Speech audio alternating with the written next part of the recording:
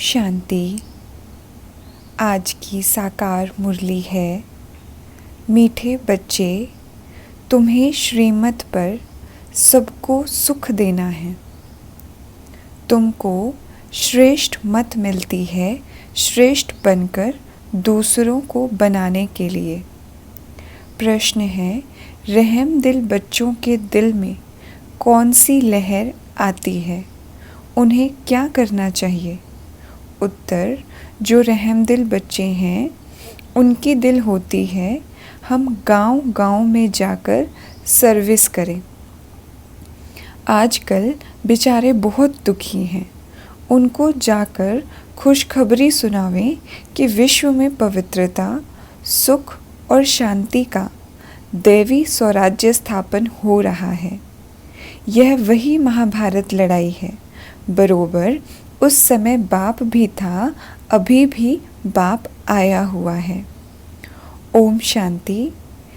मीठे मीठे बच्चे यहाँ बैठे हो तो ज़रूर समझते हो कि हम हैं ईश्वरीय संतान। ज़रूर अपने को आत्मा ही समझेंगे। शरीर है तब उन द्वारा आत्मा सुनती है। बाप ने यह शरीर लोन पर लिया है तब सुनाते हैं। अभी तुम समझते हो हम हैं ईश्वरीय संतान व संप्रदाय, फिर हम दैवी संप्रदाय बनेंगे। स्वर्ग के मालिक होते ही हैं देवताएं। हम फिर से 5000 वर्ष पहले मुआफिक दैवी स्वराज्य की स्थापना कर रहे हैं। फिर हम देवता बन जाएंगे। बाबा कहते, इस समय सारी दुनिया, भारत खास और दुनिया आम, सब मनुष्य मात्र एक दो को दुख ही देते हैं। उन्हों को ये पता ही नहीं कि सुख धाम भी होता है। परम पिता परमात्मा ही आकर सबको सुखी शांत बना देते हैं। यहाँ तो घर घर में एक दो को दुख ही देते हैं। बाबा कहते, सारे विश्व में दुख ही दुख है। अभी तुम बच्चे जानते हो बाप हमको 21 जन्मों के लिए सदा सुखी बनाते हैं। कब से दुख शुरू हुआ है, फिर कब शुरू होता है, यह और कोई की बुद्धि में चिंतन नहीं होगा। तुमको ही यह बुद्धि में है कि हम बरोबर ईश्वरीय संप्रदाय थे। यूं तो सारी दुनिया के मनुष्य मात्र ईश्वरीय संप्रदाय हैं। हर एक उनको फादर कह बुलाते हैं। अब बच्चे जानते हैं शिव बाबा हमको श्रीमत दे रहे हैं। श्रीमत मशहूर है, ऊंच ते ऊंच भगवान की ऊंच ते ऊंच मत है। गाया भी जाता है, उनकी गतमत न्यारी। शिव बाबा की श्रीमत हमको क्या से क्या बनाती है, स्वर्ग का मालिक। और जो भी मनुष्य मात्र हैं वह तो नर्क का मालिक ही बनाते हैं। बाबा कहते, अभी तुम हो संगम पर, यह तो निश्चय है ना। निश्चय बुद्धि ही यहाँ आते हैं और समझते हैं बाबा हमको फिर से सुखधाम का मालिक बनाते हैं। हम ही 100% पवित्र ग्रस्त मार्ग वाले थे, यह स्मृति आई है। बाबा कहते, 84 जन्मों का हिसाब भी है ना। कौन कौन कितने जन्म लेते हैं। जो धर्म बाद में आते हैं उन्हों के जन्म भी थोड़े होते हैं। बाबा कहते, तुम बच्चों को अभी ये निश्चय रखना है, हम ईश्वरीय औलाद हैं। हमको श्रेष्ठ मत मिलती है सबको श्रेष्ठ बनाने के लिए। हमारा वही बाबा हमको राजयोग सिखलाता है। मनुष्य समझते हैं कि वेद शास्त्र आदि सब भगवान से मिलने के रास्ते हैं और भगवान कहते हैं इनसे कोई भी मेरे साथ मिलता नहीं है। मैं ही आता हूँ तब तो मेरी जयंती भी मनाते हैं। तो बाबा कहते, परंतु कब और किसके शरीर में आता हूँ यह कोई नहीं जानते सिवाय तुम ब्राह्मणों के। अभी तुम बच्चों को सबको सुख देना है।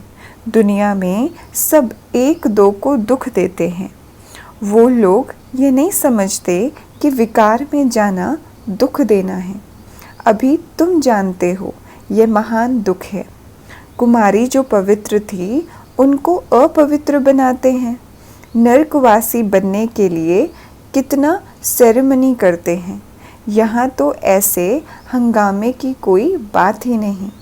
बाबा कहते, तुम बड़ा शांति से बैठे हो, सब खुश होते हैं, सारे विश्व को सदा सुखी बनाते हैं। तुम्हारा मान शिव शक्तियों के रूप में है। तुम्हारे आगे लक्ष्मी नारायण का तो कुछ भी मान नहीं। बाबा कहते, शिव शक्तियों का ही नाम बाला है, क्योंकि जैसे बाप ने सर्विस की है, सबको पवित्र बनाकर सदा सुखी बनाया है, ऐसे तुम भी बाप के मददगार बने हो। इसलिए तुम शक्तियाँ भारत माताओं की महिमा है। ये लक्ष्मी नारायण तो राजा रानी और प्रजा सब स्वर्गवासी हैं। वह बड़ी बात है क्या? जैसे वह स्वर्गवासी हैं, वैसे यहाँ के राजा रानी सब नरकवासी हैं। ऐसे नरकवासियों को स्वर्गवासी तुम बनाते हो। मनुष्य तो कुछ भी नहीं जानते हैं, बिल्कुल ही तुच्छ बुद्धि हैं। बाबा कहते, क्या क्या करते रहते हैं, कितनी लड़ाइयाँ आदि हैं। बाबा कहते, हर बात में दुखी ही दुखी हैं। सतयुग में हर हाल में सुख ही सुख है। अभी सबको सुख देने के लिए ही बाप श्रेष्ठ मत देते हैं। गाते भी हैं श्रीमद् भगवानुवाच। श्रीमद् मनुष्यवाच नहीं है। सतयुग में देवताओं को मत देने की दरकार ही नहीं। यहाँ तुमको श्रीमत मिली है। बाप के साथ तुम भी गाए जाते हो शिव शक्तियाँ। अभी फिर से वह पाठ प्रैक्टिकल में बज रहा है। अब बाप कहते हैं, तुम बच्चों को मनसा वाचा कर्मणा सबको सुख देना है, सबको सुख धाम का रास्ता बताना है। तुम्हारा धंधा ही यह हुआ। शरीर निर्वाह अर्थ पुरुषों को धंधा भी करना होता है। करते हैं शाम के समय देवताएं परमा कर निकलते हैं। अब देवताएं यहाँ कहाँ से आए, परंतु इस समय को शुद्ध कहते हैं। इस टाइम पर सबको फुर्सत भी मिलती है। तुम बच्चों को चलते फिरते उठते बैठते याद करना है। बस कोई देहधारी की चाकरी आदि नहीं करनी है। बाप का तो गायन है, द्रौपदी के पांव दबाए, इसका भी अर्थ नहीं समझते हैं। स्थूल में पांव दबाने की बात नहीं है। बाबा के पास बुढ़ियाँ आदि बहुत आती हैं। जानते हैं भक्ति करते करते थक गई हैं, आधा कल्प बहुत धक्के खाए हैं ना। तो बाबा कहते, तो यह पैर दबाने के अक्षर को उठा लिया है। अब कृष्ण पाँव कैसे दबाएंगे, शोभेगा क्या? तुम कृष्ण को पाँव दबाने देंगी? बाबा कहते, कृष्ण को देखते ही उनको चटक पड़ेंगी। उनमें तो बहुत चमत्कार रहता है। कृष्ण के सिवाय और कोई बात बुद्धि में बैठती ही नहीं। वही सबसे बाबा कहते, वही सबसे तेजोमय है। कृष्ण बच्चे ने फिर मुरली चलाई, बात ही नहीं जचती है। बाबा कहते, यहाँ तुम शिव बाबा से कैसे मिलेंगे? तुम बच्चों को बोलना पड़ता है, शिव बाबा को याद कर फिर इनके पास आओ। तुम बच्चों को तो अंदर में खुशी रहनी चाहिए। हमको शिव बाबा सुखी बनाते हैं 21 जन्मों के लिए। ऐसे बाप के पिछाड़ी तो कुर्बान जाना चाहिए। कोई सपूत बच्चे होते हैं तो बाबा कहते, तो बाप कुर्बान जाते हैं, बाप की हर कामना पूरी करते हैं। कोई तो ऐसे बच्चे होते हैं जो बाप का खून भी करा देते हैं। यहाँ तो तुमको मोस्ट बिलवेड बनना है, किसी को भी दुख नहीं देना है। जो रहम दिल बच्चे हैं उनकी दिल होती है हम गांव-गांव में जाकर सर्विस करें। आजकल बेचारे बहुत दुखी हैं।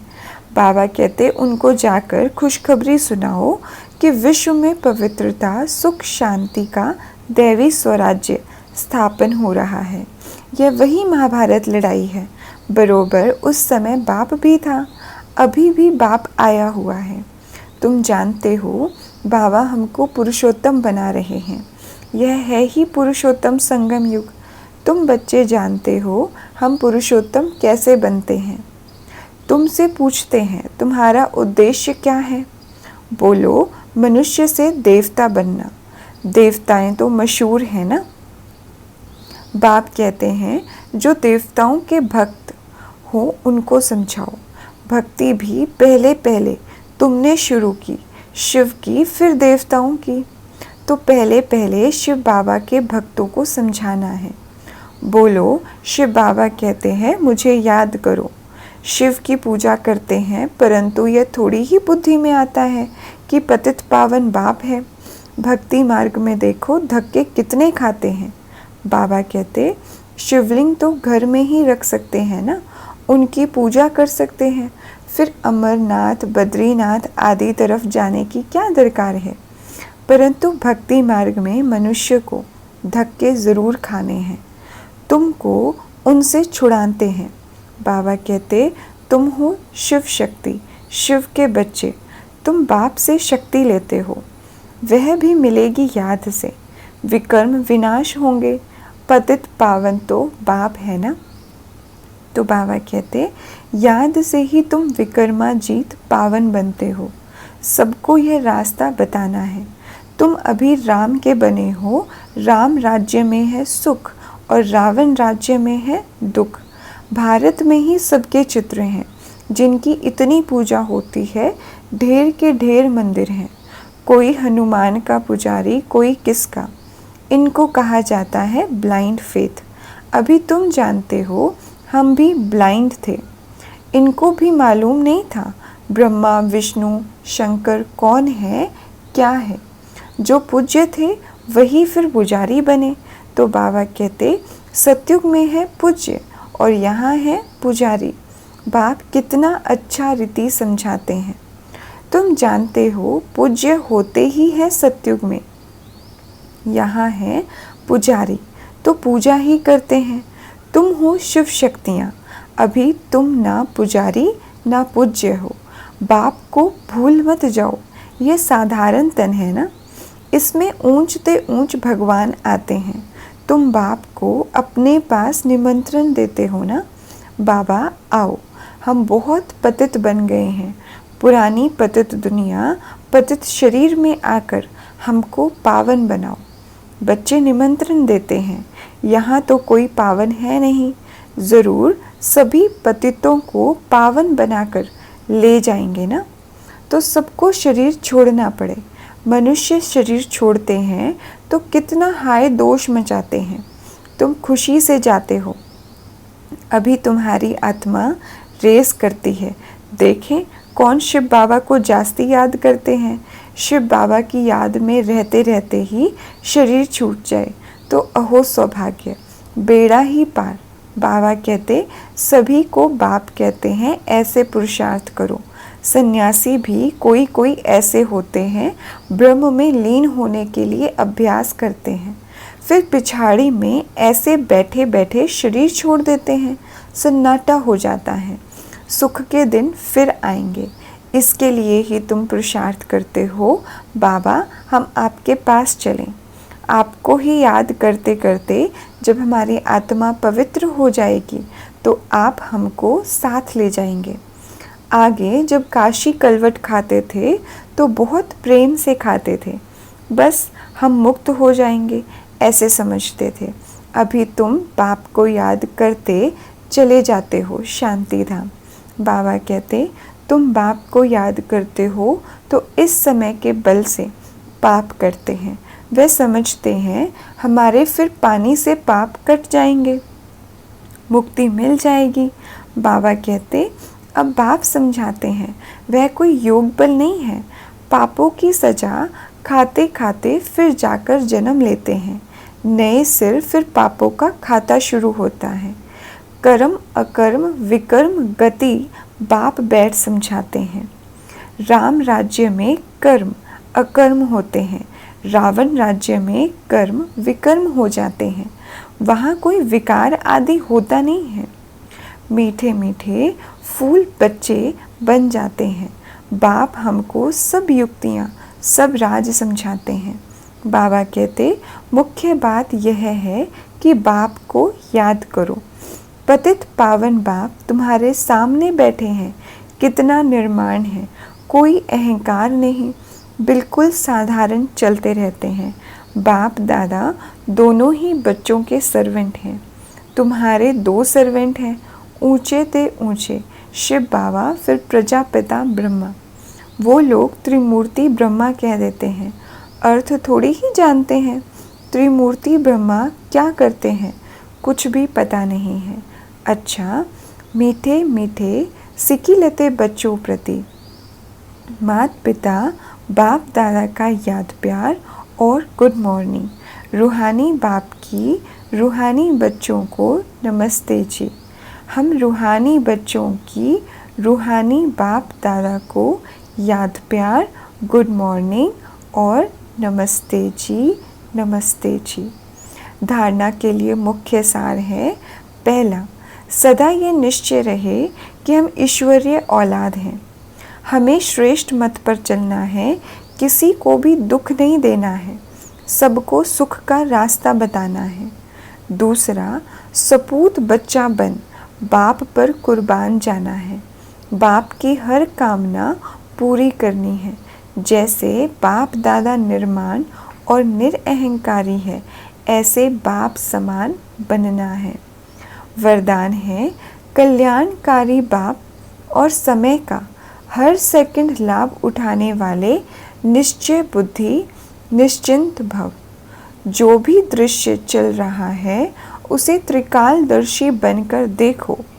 हिम्मत और उल्लास में यह स्वयं भी समर्थ आत्मा बनो और विश्व को भी समर्थ बनाओ। स्वयं के तूफानों में हिलो मत, अचल बनो। बाबा कहते, जो समय मिला है, साथ मिला है, अनेक प्रकार के खजाने मिल रहे हैं, उनसे संपत्तिवान और समर्थिवान बनो। सारे कल्प में ऐसे दिन फिर आने वाले नहीं हैं, इसलिए अपनी सब चिंताएं बाप को देकर निश्चय बुद्धि बन सदा निश्चिंत रहो। कल्याणकारी बाप और समय का हर सेकंड लाभ उठाओ।